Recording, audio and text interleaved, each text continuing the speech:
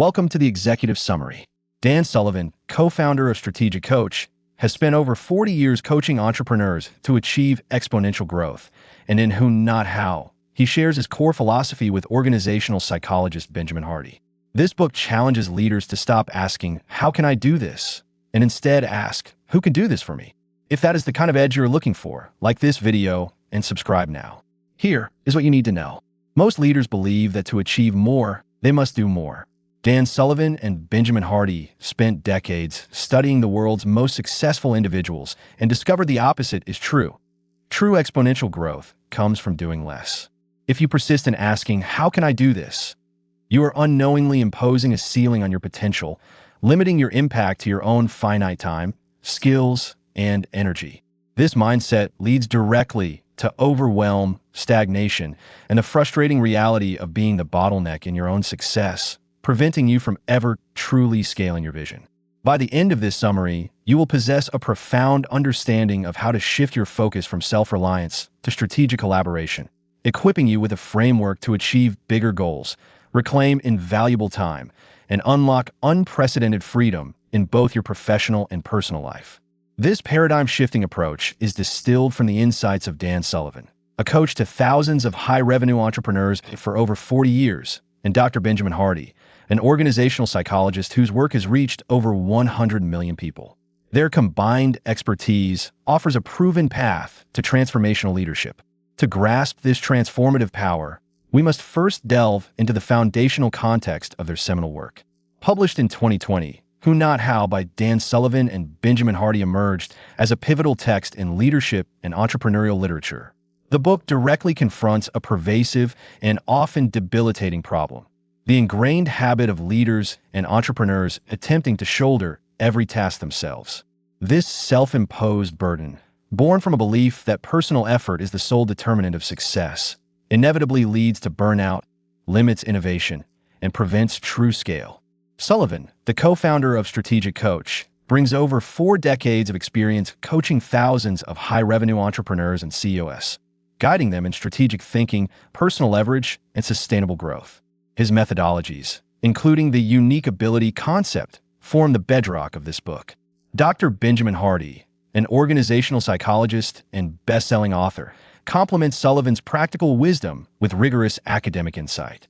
Hardy's research into entrepreneurial courage and transformational leadership, along with his widely read blogs, lends significant weight to the book's psychological underpinnings. The book's significance lies in its radical yet elegantly simple solution, challenging the fundamental question leaders ask themselves. Instead of the default, "How can I do this?" Sullivan and Hardy propose a more empowering inquiry: "Who can do this for me?" This shift from a how-to to a who-to mentality is not merely a delegation tactic. It is a complete redefinition of productivity, framing it not as doing more, but as strategically collaborating to achieve vastly bigger goals.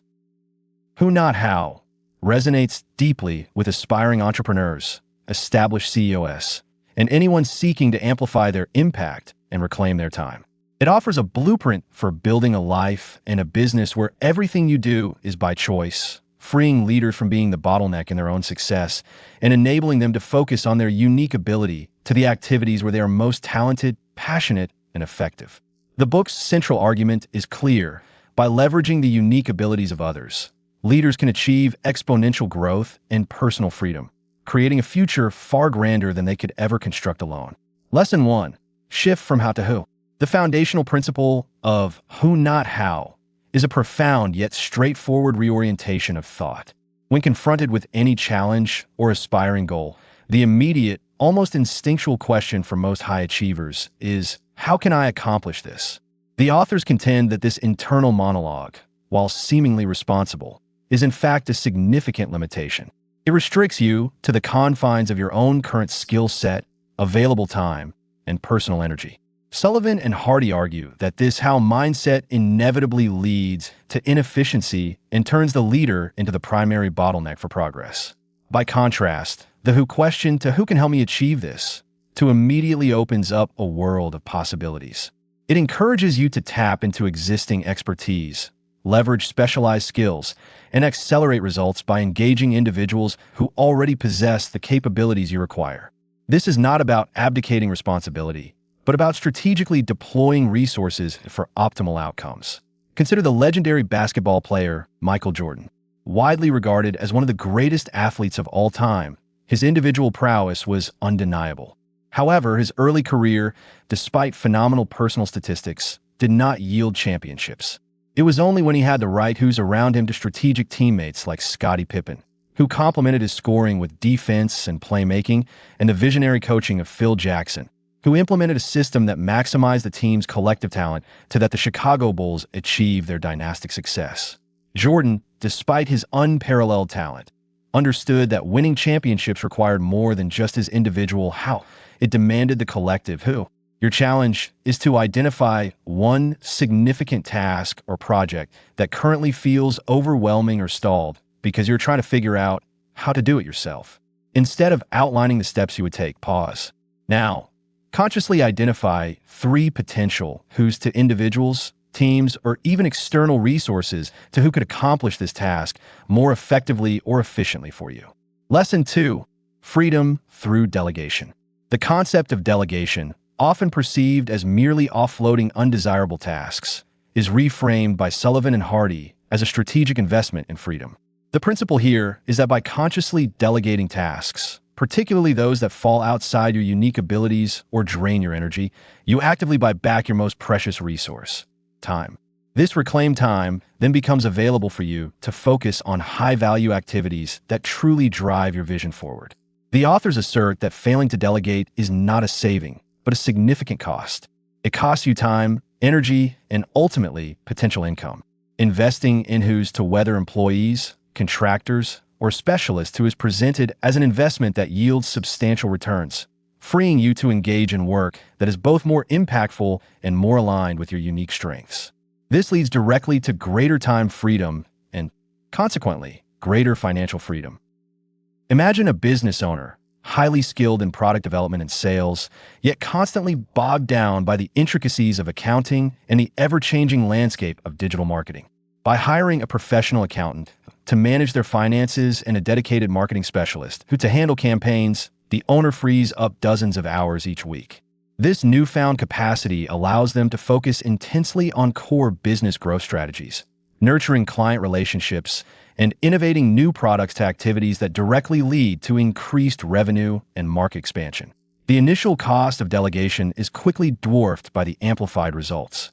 For your challenge, list 3 recurring tasks that you either dislike doing or for which you're not uniquely skilled. Now, estimate how much it would cost to delegate these specific tasks to a suitable who for just 1 month. More importantly, consider what high-value, high-impact activity you could pursue with the time and mental energy you would reclaim from that delegation. Lesson 3. Clarity defeats procrastination. Procrastination is frequently misdiagnosed. We often attribute it to laziness or a lack of discipline. However, Sullivan and Hardy offer a compelling alternative perspective. Procrastination often signals a lack of clarity or that the task in question falls outside your area of unique ability.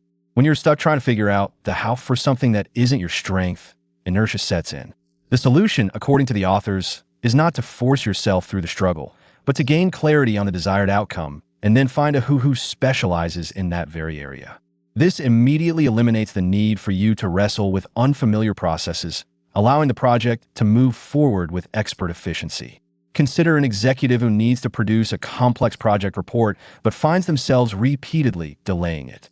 The blockage isn't a lack of desire for the report's completion, but rather an uncertainty or discomfort with the intricate data analysis required. Instead of slogging through spreadsheets and statistical models, they define the clear outcome, a concise report with actionable insights. They then identify and engage a data analyst to extract and present the necessary information. This delegation not only resolves the executive's procrastination, but also ensures a higher quality, more accurate report, allowing the overall project to progress swiftly and effectively. Your challenge is to think of one task you have been procrastinating on for over 1 week. Ask yourself, is this procrastination stemming from a how problem to a lack of clear steps or expertise on your part? Now define the absolute clearest, most specific outcome you want from that task. Finally, identify one who could deliver that precise outcome for you, without you needing to dictate, the how. Lesson 4. Focus on unique ability. At the heart of the who not how philosophy is the concept of unique ability. This principle urges individuals, particularly leaders, to identify and then relentlessly concentrate on those activities where they're not only exceptionally talented, but also deeply passionate and energized. Everything else, every task that doesn't align with these unique strengths, should be delegated. The authors contend that everyone possesses unique abilities to things they love to do, are naturally great at, and that provide them with energy rather than draining it. True success and sustained growth come from maximizing the time spent operating within these unique abilities and systematically finding who's to handle all other responsibilities. This creates a powerful synergy. You perform at your peak, and others contribute their best in their own areas of expertise. Take the example of a visionary CEO. This individual might be brilliant at strategic planning, identifying market opportunities, and fostering innovation.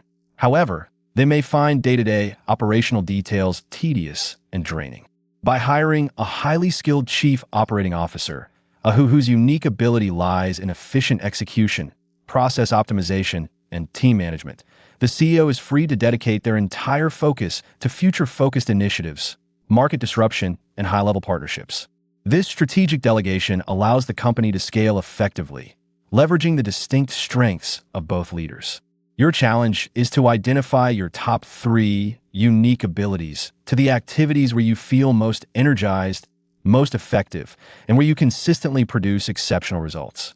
Now, honestly assess how much of your typical week is currently spent on tasks that fall outside these core unique abilities. This disparity reveals your immediate opportunities for who identification. Lesson 5. Transformational relationships, not transactional. The who not how framework extends beyond mere task delegation. It advocates for the cultivation of transformational relationships with your who's.